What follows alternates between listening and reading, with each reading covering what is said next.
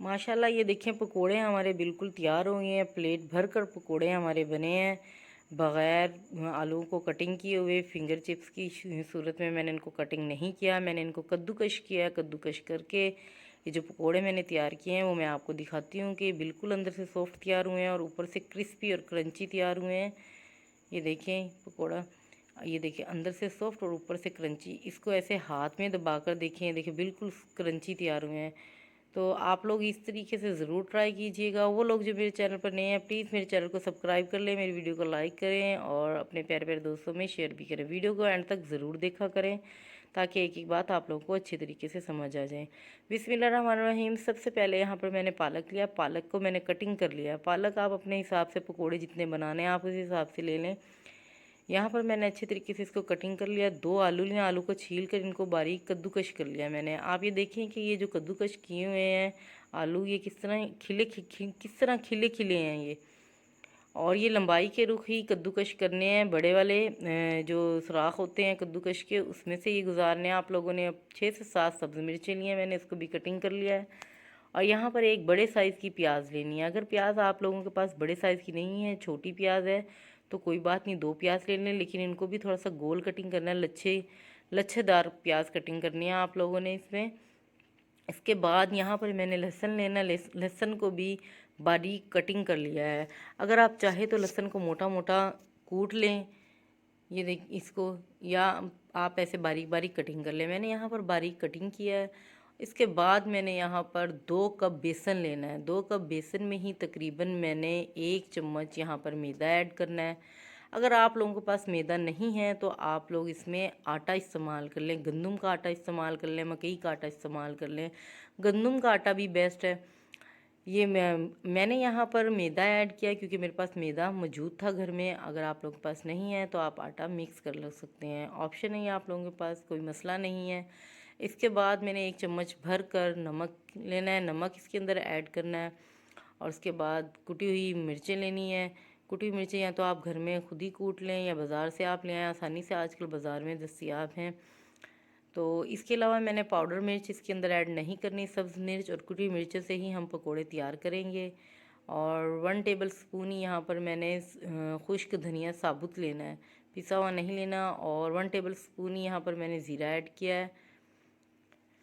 ये जो खुश्क धनिया मैंने ऐड किया है इसको तकरीबन आपने हाथ में लेकर मुट्ठी की मदद से थोड़ा सा रगड़ना है, साफ़ करके फिर आपने इसके अंदर डालना है ताकि ये थोड़ा थोड़ा सा खुल जाए।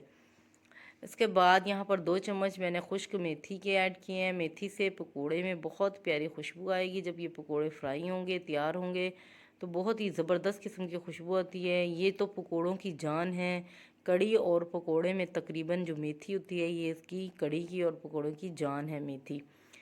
तो इसको पहले वैसे ही हाथों की मदद से जो खुश्क हमने बेसन और मैदा ऐड किया है इसको वैसे ही मिक्स करना है। पानी ऐड नहीं करना अभी, क्योंकि जब हमने पालक को वॉश किया है इसमें थोड़ा सा पानी मौजूद होता है, आलू भी गीले होते हैं। पहले हमने एक बार हाथों की मदद से इसको ऐसे ही मिक्स करना है। अगर हमें पानी की ज़रूरत होगी तो हम थोड़ा सा पानी इसमें मिक्स कर लेंगे। यहाँ पर मुझे थोड़ी सी ज़रूरत थी पानी की तो मैंने पानी ऐड किया। इसको आपने पतला नहीं करना है, ऐसे ही थिक करना है। ये जो इसमें सामान नज़र आ रहा है ये अलग-अलग ऐसे ही नज़र आए हमें। एक फ्राई पैन लेंगे, इस पर मैंने ऑयल ऐड किया है। ऑयल डालने के बाद ये अच्छे तरीके से जब गर्म हो जाएगा हाथों की मदद से हमने पकोड़े बनाकर इसके अंदर डाल देने हैं ऑयल में।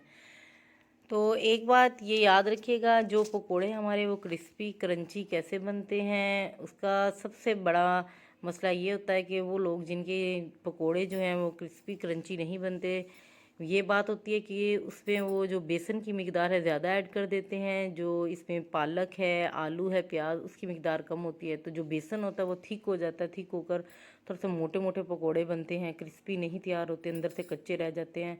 तो आप लोगों ने ऐसा हरगिज़ नहीं करना। आप लोगों ने कोशिश करनी है जो पकोड़े बनाते हुए इसमें आलू, प्याज और जो पालक है वो ज़्यादा मिकदार रखें, उसकी बेसन की मिकदार हमने कम रखनी है। तो ये हमारे क्रिस्पी और क्रंची तैयार होंगे। देखिए आप माशाल्लाह कितने खूबसूरत क्रंची तैयार हुए हैं। आलू जो हमने कद्दूकश किए हैं वो कैसे लंबाई के रुख अलग-अलग इसमें पीसीज नज़र आ रहे हैं, ये देखिए।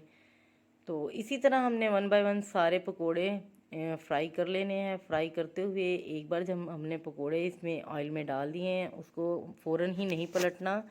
2 मिनट हो जाएं उसको इसमें ऑयल में फ्राई होते हुए, तो फिर हमने इसको पलटना है। बार बार नहीं पलटना, हल्का हल्का इसको पुश भी करना है ताकि अंदर से कोई कच्चा हो या तेल ज़्यादा ऐड हो गया तो वो ड्राई हो जाए। और इसको बिल्कुल स्लो फ्लेम पे भी नहीं फ्राई करना, मीडियम टू हाई फ्लेम पे ही हमने पकोड़े फ्राई करने हैं।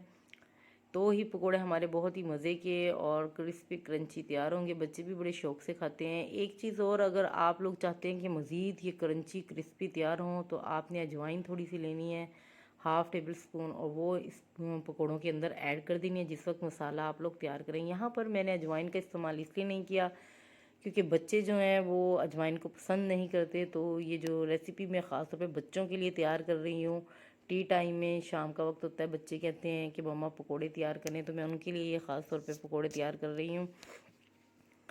तो आप लोग कोशिश करें कि आप इसमें अजवाइन का इस्तेमाल करें, क्रंची बनेंगे। लेकिन ये अब भी इस वक्त बहुत ज़्यादा क्रंची तैयार हो रहे हैं। ये देखिए, आप लोगों ने 1 बाय 1 ऐसे ऑयल इसमें ना रहें, अच्छे तरीके से ऑयल को इसमें साफ़ कर लें। ये देखिए, फुल प्लेट हमारी तैयार होगी। तकरीबन ये फुल प्लेट अगर हम बाज़ार से लें तो हमें तकरीबन ये 400 रुपये की मिलेगी।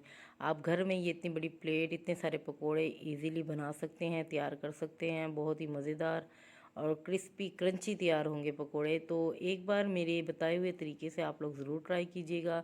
अब हम इसको ट्राई करते हैं। इसके साथ रायता इस्तेमाल करेंगे हम। आप दही लें, दही में थोड़ी सी काली मिर्च, नमक ऐड करें, उसको अच्छे तरीके से फेंटें और पकोड़ों के साथ इस्तेमाल करें। आप केचप भी यूज़ कर सकते हैं इसके साथ, आप टमाटर की चटनी का इस्तेमाल भी कर सकते हैं। अब इसको ट्राई करते हैं कि ये क्रिस्पी है या नहीं। तो बिस्मिल्लाहिर्रहमानिर्रहीम, देखते हैं इसको। ये देखें, माशाल्लाह ये कितना सॉफ्ट है अंदर से और ऊपर से क्रंची। देखिए, इसको मुट्ठी में लें और ऐसे क्रंची क्रंची कितने मज़े के ये लग रहे हैं। तो इसको ट्राई ज़रूर करते हैं। ये इतने क्रंची हो गए हैं कि ये बिखर भी रहे हैं। ये देखिए माशाल्लाह। ये बहुत मज़े के हैं, बहुत ही ज़बरदस्त किस्म के ये पकोड़े हमारे तैयार हुए हैं। तो आप लोग भी ज़रूर इसको ट्राई करना, अपने बच्चों को बना कर दें, घर में कोई मेहमान आ जाए उनके लिए बनाएं। झटपट से ये तैयार हो जाते हैं, इसमें कोई मुश्किल भी नहीं है, देर भी नहीं लगती। तो दुआओं में याद रखिएगा। अल्लाह ताला आपके और हमारे खानों में इसी तरह बरकत डाले रखें। अल्लाह ताला मज़ीद इसी तरह मुझे देता रहे और मैं आप लोगों को इसी तरह रेसिपी बनाकर दिखाती रहूँ। अगर कोई रेसिपी आप लोगों को पसंद आ जाए तो फीडबैक आप ज़रूर दिया करें, तो मुझे बड़ी खुशी होगी। दुआओं में याद रखिएगा। तब तक के लिए अल्लाह हाफिज़।